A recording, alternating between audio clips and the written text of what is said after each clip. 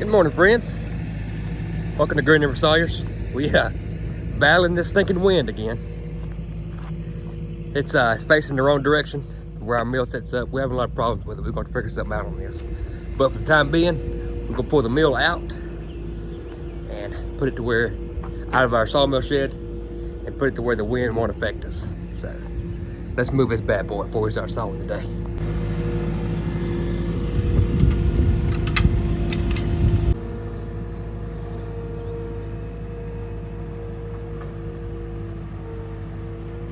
I thought I'd make this video about how we set up the sawmill. Maybe I can do one later on about how to pack up the sawmill. But in this video, we can show you how we set this up. Now, I'm not gonna tell you this is how you do it, exactly how you do it, but I will say this is how we do it. So, you know, total disclaimer, just know we're still learning ourselves.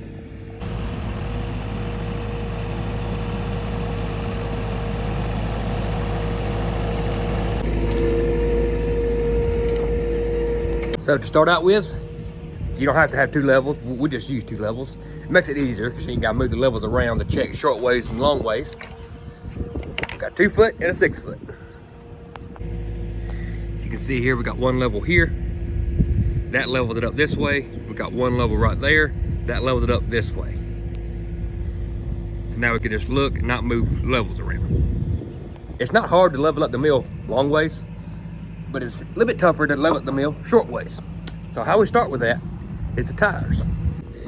So right now, this mill is pointing downhill like this. As you can see the bubble there. It needs to be about right there. So it's got to come up about 2.5 inches. So what I've done is, on this side that is low on the tire, I put some boards. So now Cody, that's on the skid steer, he's gonna pull it forward and it's gonna rise up on his boards, and hopefully that'll be where we need it. And now I take a lot of the back work out of it by leveling it with these jacks. That's good. I need to get one more board and I think I should do it. All right. That is perfect. Okay, so short ways is good. Now we're gonna get it long ways.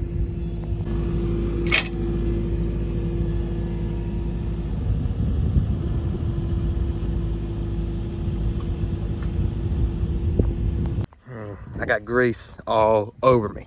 Cody's big on greasing the ball. Take it off his forks, the skid steer.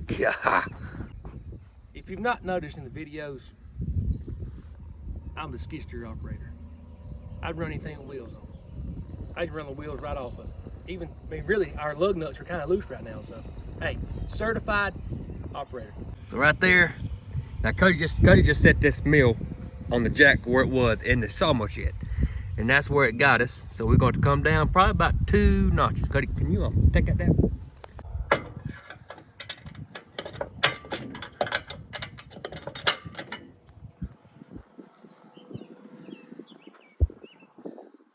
Here in your mobile milling, you're not going to get this sawmill exactly perfect like you might cut in your sawmill shed.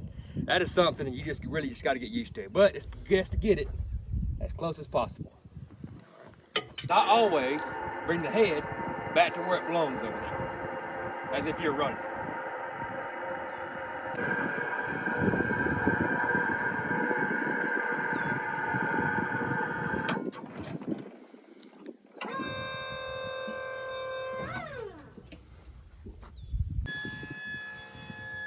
You're gonna pick up your log turner, because that's what's holding your log. Like that right there.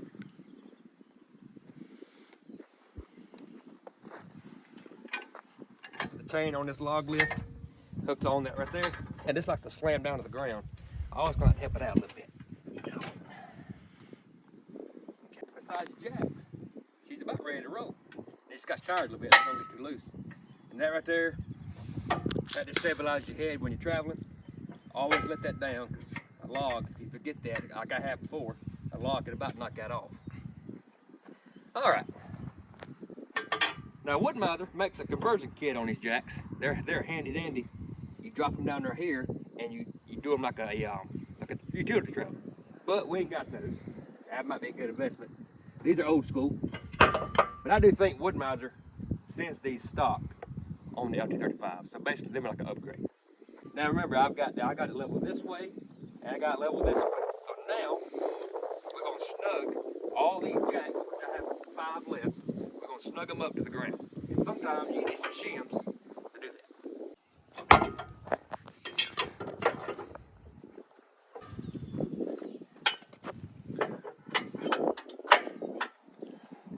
I like to when I'm putting these jacks to the ground, I like to just put them to where it just clicks and it's holding just a little bit of pressure.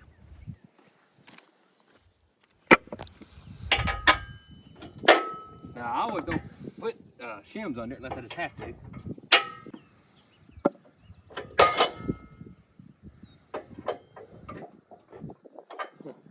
See, that may not work with the shim. It may work without one.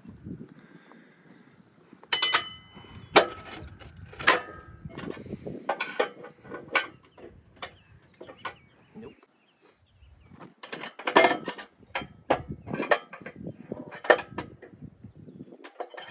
Nope.